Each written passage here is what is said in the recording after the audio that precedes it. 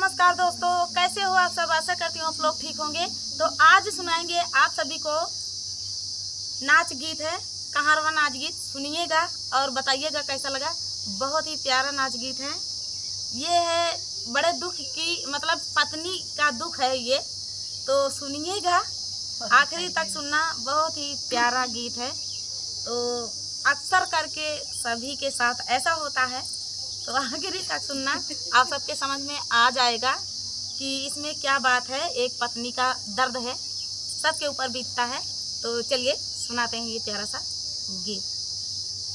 सजिया मैना हमारी मोरे अनाड़ी वाले माँ, सजिया मैना हमारी मोरे अनाड़ी वाले माँ, सजिया मैना हमारी मोरे अनाड़ी वाले माँ, सजिया मैना हमारी मोरे अनाड़ी वाले माँ, मोरे अनाड़ी वाले माँ, हो मोरे अनाड़ी वाले माँ, सजिया मैना हमारी मोरे अनाड़ी वाले माँ, सजिया मैना हमारी मोरे अनाड़ी वाले। तनिक बात माटी निग जात है, देखी लाखन गारी है। तनिक बात में पिनिग जात है, देखी लाखन गारी।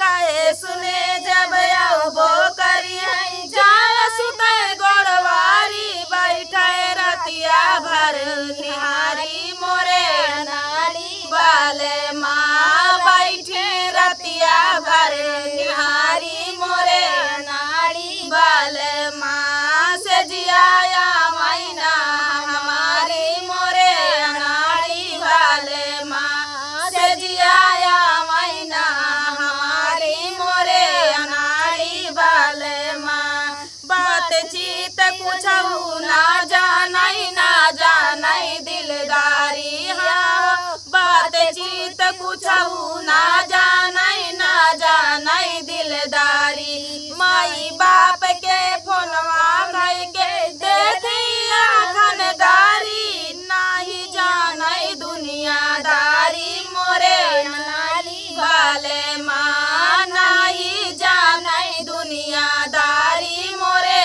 अनाड़ी वाले माँ, सजिया मैना हमारे मोरे अनाड़ी वाले माँ, सजिया मैना हमारे मोरे अनाड़ी वाले माँ, मोरे अनाड़ी वाले माँ, ओ मोरे अनाड़ी वाले माँ, सजिया मैना हमारे मोरे अनाड़ी वाले माँ, सजिया मैना हमारे मोरे अनाड़ी वाले माँ। माई बाप के आँख फूट गया नौआ बारी हो, माई बाप के आँख फूट गया मरिगा नौआ बारी। बिना बिचारे शादी कैले हो गईले बर्बादी, जोड़िया लगई ना हमारी मोरे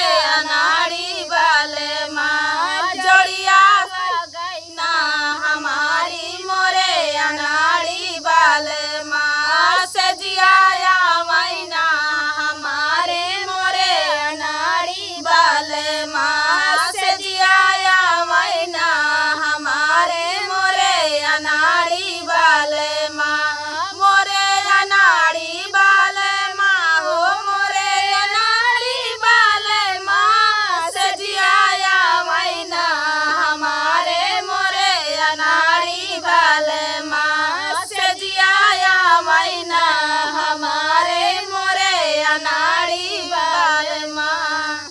तो दोस्तों, ये प्यारा सा गीत एक पत्नी का दुख कैसा होता है इस गीत में दर्शाया गया है। तो आप सभी को कैसा लगा कमेंट में बताना दोस्तों, और लास्ट तक सुनना। लास्ट तक फुल वॉच करने के लिए धन्यवाद दोस्तों। और इतना वायरल कर दीजिए कि दीदी का चैनल मोनो हो जाए, यही इच्छा है। भरपूर सपोर्ट कीजिए, भरपूर सपोर्ट कीजिए। और चैनल सर्च में आता भी है। तो चलिए दोस्तों, संगीता दीदी का भी सपोर्ट करें, किरण दीदी का भी सपोर्ट करें, इनके पीछे रेखा विजय ब्लॉग का भी सपोर्ट करें। तो चलिए दोस्तों, मिलते हैं नेक्स्ट वीडियो में, तब तक के लिए नमस्कार।